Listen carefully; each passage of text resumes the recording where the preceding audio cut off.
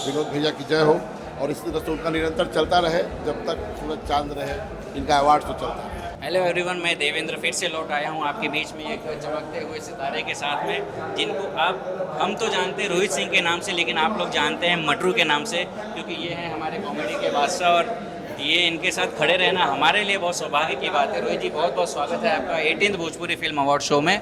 और मैं आपसे बस ये जानना चाहता हूँ, आपको कैसा लग रहा है इस 18th Bhojpuri film award show में आप? देखिए, बहुत बढ़िया। ये अवार्ड एक ऐसा अवार्ड है जहाँ सब लोग आके गौरवान्वित महसूस करते हैं। कोई जीतता है तो कोई हारता है, अवार्ड एक ही पाता है। तो जो बेहतर, जिसकी फिल्में बेहतर करती है, जो बेहतर अभिनय करता है, उसको मिलता है। मुझे मिले ना मिले, मैं हमेशा आता हूँ और आता रहूँगा। ये विनोद जी का प्यार है।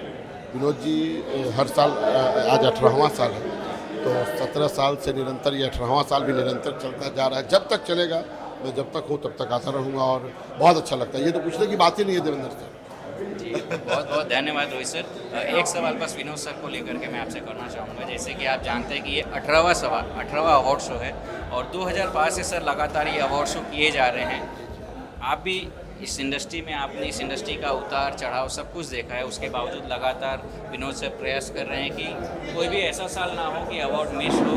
तो क्या कहना चाहेंगे आप विनोद सर के बारे में? विनोद जी, अभी मैंने आपको बताया कि विनोद जी एक ऐसे इंसान है कि जो जिन्यूनिटी के साथ, मतलब जो सच्चाई है, बिना मतलब पर्दे के, एकदम निश्चल जल की तरह उनका अवार्ड शो होता है और उसी के नाम से वो जाने जाते हैं।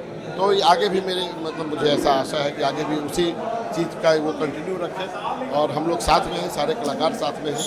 विनोद भैया की जय हो और इसी तरह से उनका निरंतर चलता रहे, जब तक सूरज चांद रहे, इनका अवार्ड तो चलता है। बहुत बहुत धन्यवाद सर, बहुत बहुत thank you sir, thank you.